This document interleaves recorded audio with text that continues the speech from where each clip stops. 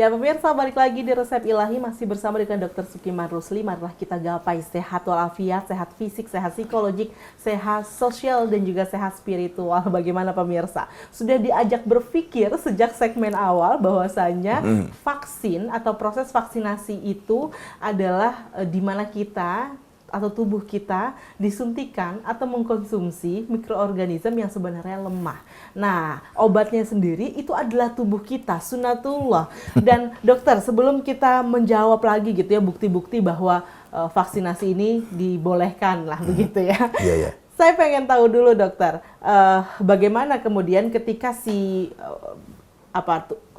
vaksin tadi disuntikan ke tubuh kita, kemudian yang memproduksi itu kan antibodi adalah tubuh kita sendiri. Apa yang mempengaruhi antibodi itu bisa sempurna terbentuk atau gagal? Apakah mungkin gagal tubuh kita memproduksi antibodi? Ya, terima kasih Irma. Jadi selagi orang itu sehat walafiat, nah itu dia. Ini dia. Ya bagaimanapun ya tidak peduli siapa orangnya, apa warna kulitnya, agamanya apa, tidak peduli itu akan terbentuk antibodi. Kalau setelah diinfeksi atau dirangsang oleh vaksin. Okay. Pasti ada. Cuma berbeda-beda di masing-masing vaksin itu. Ada antibodi yang terbentuk banyak dan berlangsung jangka panjang. Okay. Ada yang pendek. Nah gitu. Contohnya gini loh dok. Itu vaksinasi yang berhasil pertama kali itu namanya vaksin terhadap penyakit smallpox. Itu penyakit cacar bopeng. Okay. Ya, itu dikenal pertama sekali namanya Edward Jenner. Itu awal abad 18. Nah, itu lamanya. 2 abad lebih sampai sekarang. Dia udah kenal itu. Okay. Nah, itu dia. Dialah yang merintis, ya. Tapi dia gagal. Nah, 1 abad kemudian tuh Louis Pasteur baru bisa membuat vaksin terhadap rabies, penyakit anjing gila. Nah, itulah. Ya.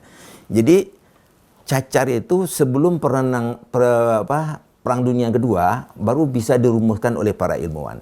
Okay. Jadi vaksin terhadap cacar atau smallpox itu sebelum Perang Dunia Kedua. Di negara kita setelah kita merdeka itu divaksinasi massal. Okay. Nah, akibatnya 1976 bangsa kita ini bahkan di dunia ini bebas dari penyakit cacar dan sampai sekarang tidak pernah muncul lagi. Irma tahunya cuma dengar kisah aja itu. Iya. Iya. Wow. Jadi orang kita yang udah lansia sekarang dia pasti mengalami vaksinasi cacar yang digores 2 kali. Nanti orang tuh kebal. Akibatnya virus cacar smallpox itu habis di permukaan bumi. Oh, wow. Tapi kemudian, panjang ya prosesnya. Iya. Wah, itulah ilmuwan. Hebat ya. Nah, itu penyakit morbili misalkan. Itu menurun tajam sekarang. Okay. Jadi Irma, penyakit-penyakit yang telah berhasil, boleh disebut dan tanda kutip berhasil, divaksinasi itu sudah banyak.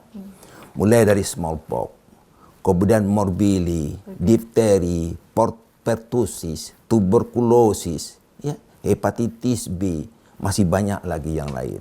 Itu bisa diredam walaupun menurut data-data masih ada sedikit demi sedikit.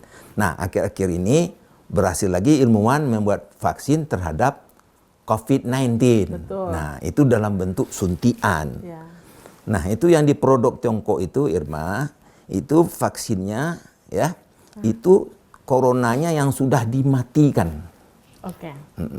Tapi ada lagi yang diribukan, AstraZeneca ya. Iya betul. Nah, itu menjadi perbincangan vaksinnya itu adalah komponen fisik dari virus corona itu. Jadi bukan mikroorganisme utuh. Okay. Di bagian salah satu bagiannya mungkin proteinnya atau polisakaridnya itu yang dijadikan sebagai antigen di vaksin itu yang merangsang tadi. Baik. Nah, itu dia.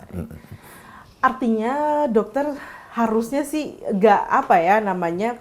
menjadi boleh ya vaksin atau bahkan bisa dikatakan tidak haram. Bagaimana kalau menurut dokter? Iya, mungkin kita jawab nanti ya.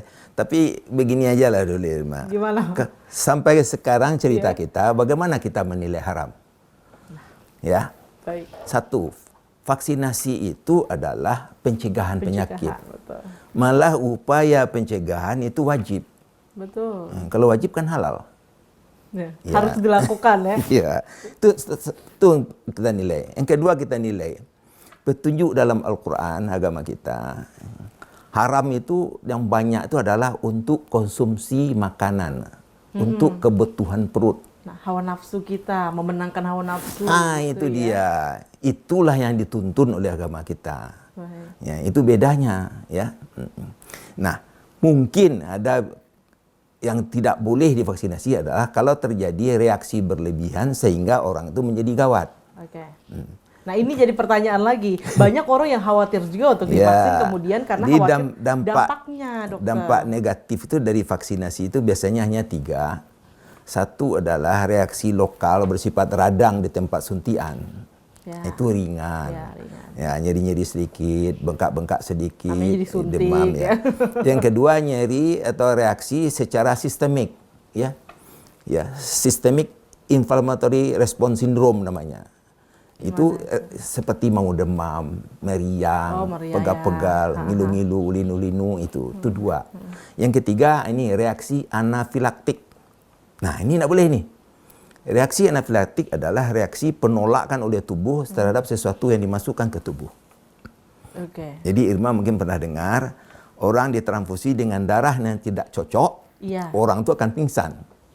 Itu namanya anafilaktik shock, shock anafilaktik. Nah, itu bisa terjadi. Tapi sampai sekarang kita tidak pernah dengar itu kejadian. Oh, oke. Ya. Baik. Dan yang diisukan yang banyak itu bisa autisme, bisa Betul. kelumpuhan, Lumpuh, ya, betul. darah beku, itu belum ketemu ya. Ya, secara fakta ya belum ketemu. Mungkin ada tapi itu bersifat individual ya. Oke. Coba Irma bayangkan, udah lebih 100 juta orang Amerika sekarang divaksinasi. Lebih 100 juta loh. Oke. Nah, enggak dengar itu. Yang ada kabar-kabar tadi begitu, kekhawatiran dampak negatif tadi begitu Nggak ya. dengar itu. Masih diteruskan malah ya dokter ya.